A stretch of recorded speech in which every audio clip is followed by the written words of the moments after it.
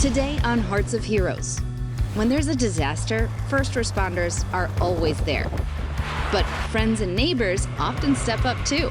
We were looking down the street and we realized we had to get on our boat and we had to do something. The stories you are about to see will amaze you. The untrained neighbors that volunteer their safety. My husband and my son and a couple of other men were just ripping stuff away. Proving that you don't always have to wear a uniform to be a hero. There are snakes, there are alligators. I was not going to leave them to face that alone. Neighbors helping neighbors, even though they are also going through the same devastation. These are the qualities that turn everyday people into real heroes.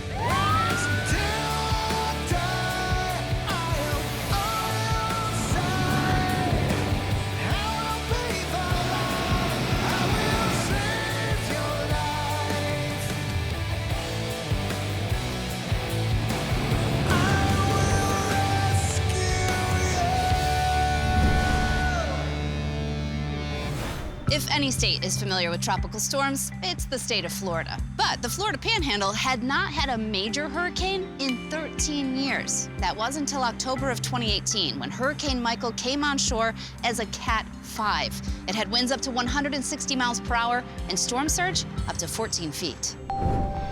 Located on the Gulf Coast of Florida, Lynn Haven is a small suburb of Panama City. The area is known for its white sand beaches, crystal blue oceans, and down-home appeal. But this little haven was turned upside down in the fall of 2018 when Hurricane Michael swelled into a Category 5 storm with winds up to 160 miles per hour. It was definitely getting scary. They had already warned that if you had not evacuated at that time to hunker down. It started intensifying. The neighbors over here, their trees started falling across the street. The neighbor had a big tree that fell across the road. And all of a sudden he said, "That's it, get in the bathtub, let's go." So we ran into the bathroom. All of a sudden Paul said, "There goes the roof." Instantly, I could feel rain, wind. I could hear the living room being churned. Just, I said, okay, I gotta get us out of here. Paul, Stacy, and their dog, Ginger, rushed out and took shelter in the truck, just as their garage began crashing down around them. For more than 2 hours, the hurricane battered the homes up and down their street. Eventually, the storm subsided, but the damage to the neighborhood was unimaginable. My neighborhood is no more.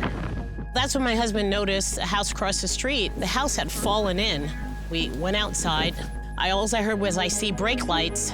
And we looked across at the house and everybody started running to help them. When we heard the voices of the neighbors looking around and looking at the different houses, it was a complete sense of relief. I had opened the door so the lights came on and I was yelling to let them know where we were. My husband and my son and a couple of other men were just ripping stuff away, and I was just kind of standing back waiting because I knew there was a woman in there. Stacy and Paul were finally rescued from their collapsing garage. They sustained some injuries, but they had survived. As they came out, Stacy came out with Ginger. The look of, I don't know, you have to say horror on her face. And I just grabbed her and hugged her. I mean, to watch somebody lose everything they had in a matter of hours, I knew this was gonna be tough on her. Although the storm was over, they now had to come to grips with the fact that they no longer had a home. Fortunately, their neighbors came to their rescue again. We had the Weavers. They were nice enough to let us stay with them. We had no clothes, no shoes, except what we had on. You see this time and time again. In the worst of situations, the best of humanity comes out. This was a perfect example of neighbors helping neighbors.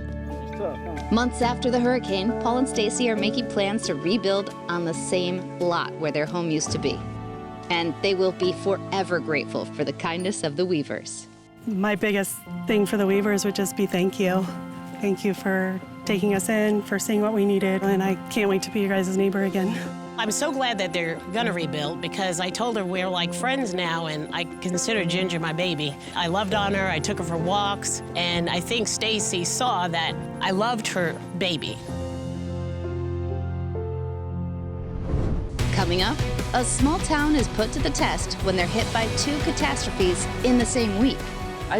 We were in the air. Then there was this big explosion, and then we dropped. But first, this safety tip. Emergencies and disasters can strike quickly and often without warning.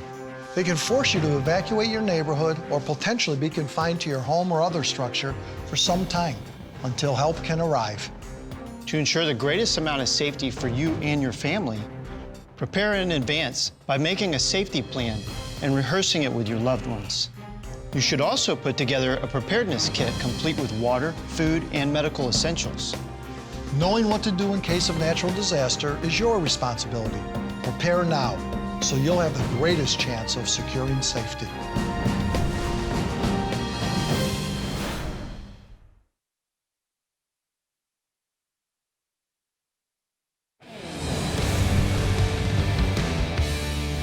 Preparation is key in surviving any natural disaster. And in May of 2019, El Reno, Oklahoma was preparing for a tornado. They not only got hit by a tornado, but they also got devastating flash flooding as well. Suddenly, this quiet community was battling Mother Nature on more than one front. The small town of El Reno, Oklahoma, is about 30 miles west of the capital, Oklahoma City. And in late May of 2019, severe storms brought flash flooding, which overwhelmed the streets. Thankfully, the flooding receded quickly, but it was immediately followed by another natural disaster. We were watching the news and the meteorologist said, yeah, we got a hook, a small hook. A hook echo looks like a crescent shape on the radar. It can indicate a supercell thunderstorm. That means that it has rotation and potentially a tornado. And my dad was like, that's us, we need to go. Woke all the kids up, we all put our shoes on. We were in the middle of getting dressed and everything. Pretty soon the trailer just started rocking. Boom, boom, boom, side to side. Their neighbor, Rachel Garrison, was settling down for the evening with her husband and 2 grandsons when the twister hit. It just dropped out of the sky. I screamed at the oldest one to hit the dirt. And about that time, the neighbor's trailer hit me. Her kitchen sink came through all the walls, hit me in the head, and flipped over on top of us. The Black family was scrambling to evacuate when their trailer was ripped from the ground. We went up in the air. I don't know how far. You could just feel it go up in the air and just boom. Then there was this big explosion. They say a freight train, it's worse than that. Then everything got still and quiet, and we were suspended in air, and then we dropped.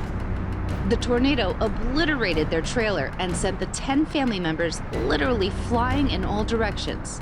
I hit head first and landed all on my right side, like just really hard, just boom. And then I just felt everything collapse on top of me.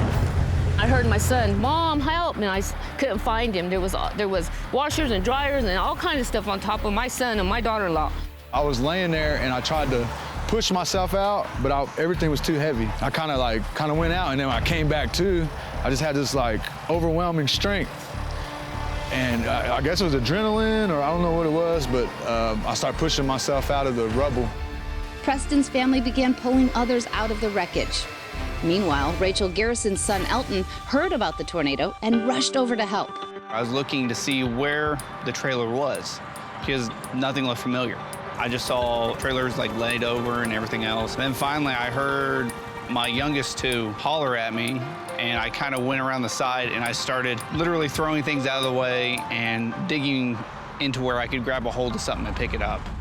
Soon, other people jumped in to help with the rescue. Luckily, I had a couple people come by. Their trailer was right next to mine, parents, and so they were helping, trying to help me out. In times of disaster, we see the best of people. Neighbors helping neighbors, even though they are also going through the same devastation. These are the qualities that turn everyday people into real heroes. It didn't take long after the tornado struck for the first responders to get to the scene. We were having to lift sections of house off of people or remove some to get them out of a certain area. That work's not quick.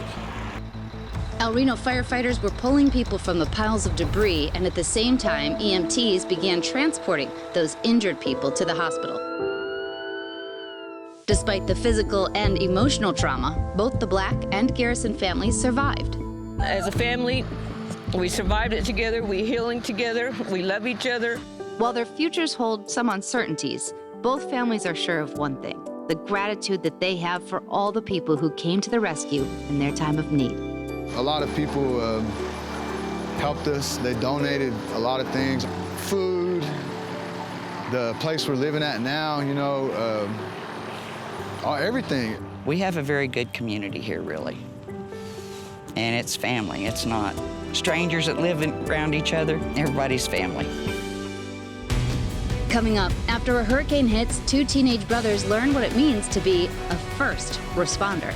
Once you're driving around, it was just like an awe, like complete awe, seeing these people on the roofs, like with babies yelling for help and screaming.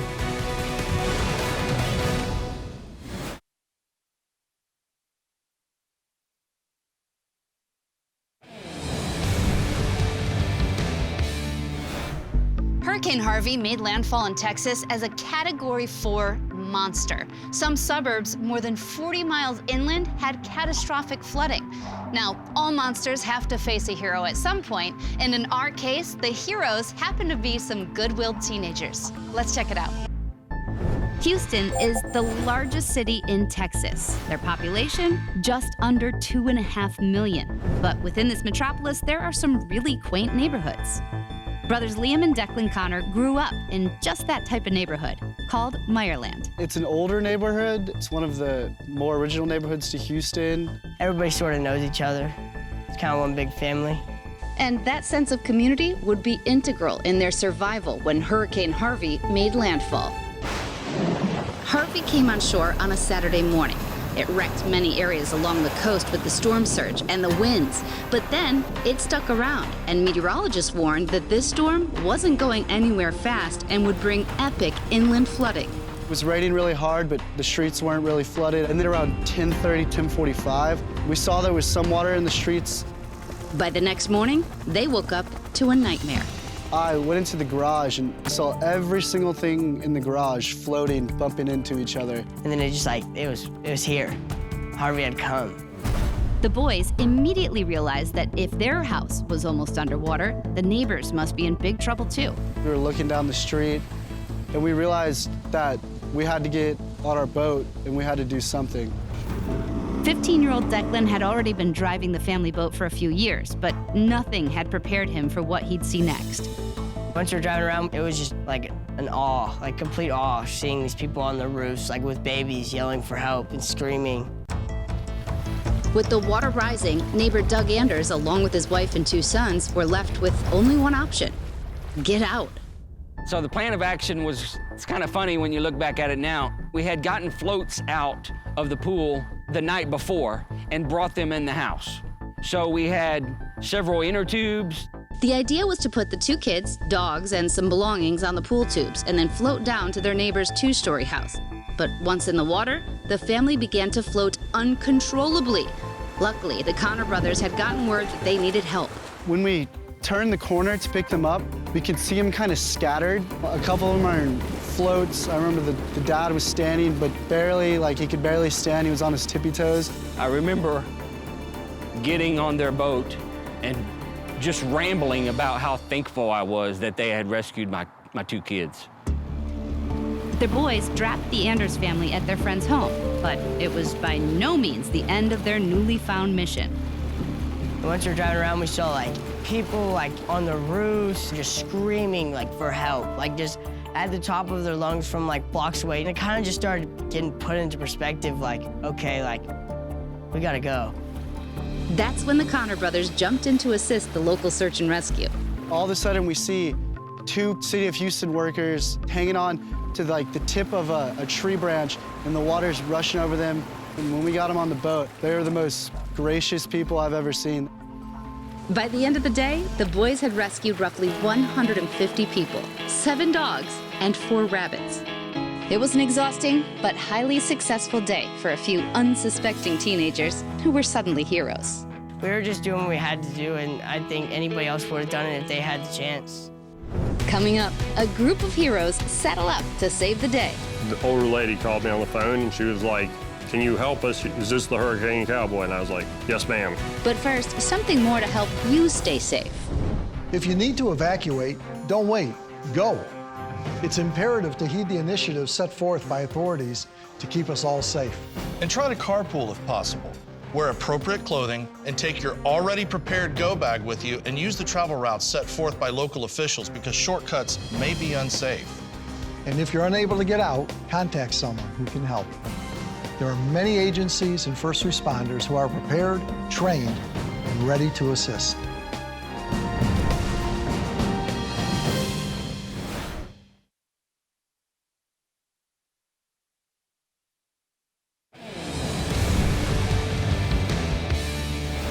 The people of North and South Carolina are no stranger to tropical storms. So when Hurricane Florence went from a Category 4 to a Category 1 before making landfall, they were relieved. That meant that winds were going to be slower. Now, wind, though, wasn't going to be the issue. Unfortunately, us forecasters were worried about inland flooding, and that's exactly what happened. This system dropping more rain than any tropical storm ever in both North and South Carolina's recorded history.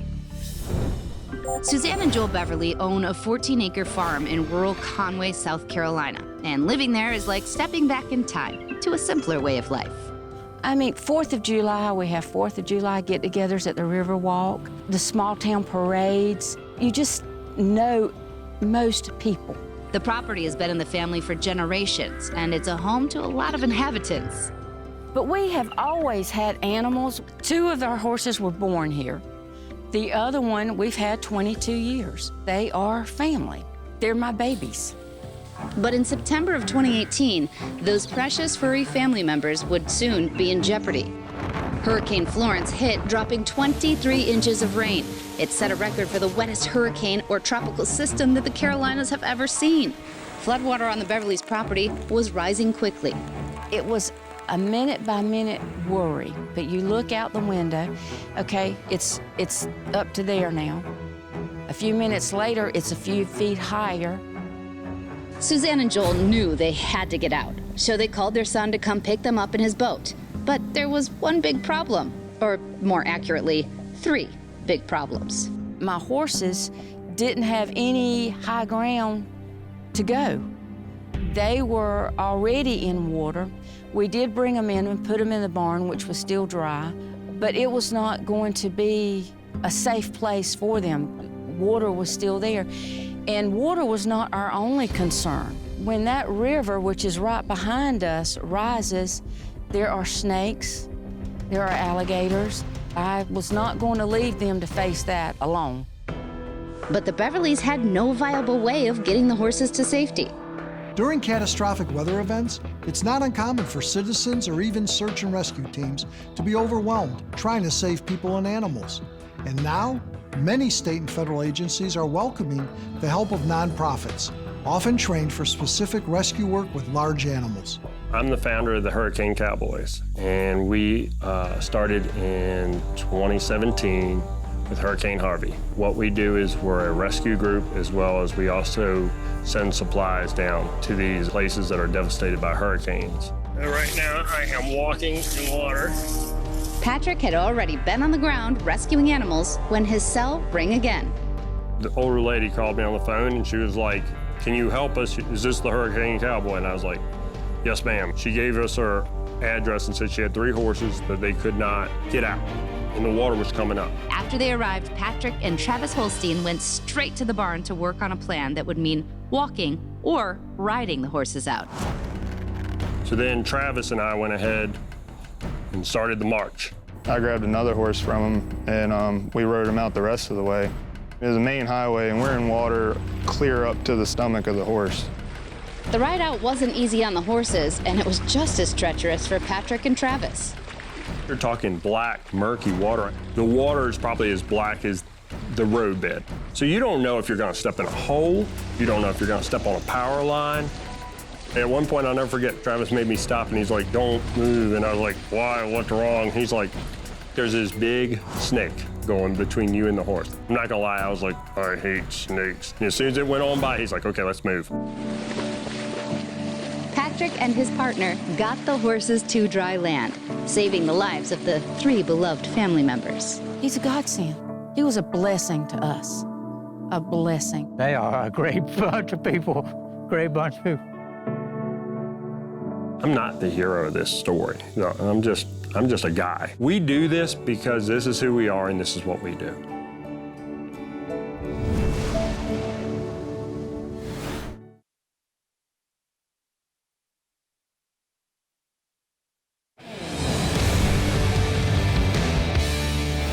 Storms like Florence can change your life in a matter of hours. But one thing that we can all count on, we'll always have the bravery and compassion of the heroes that will help us through. I'm Ginger Zee. Thanks so much for watching. We'll see you next time.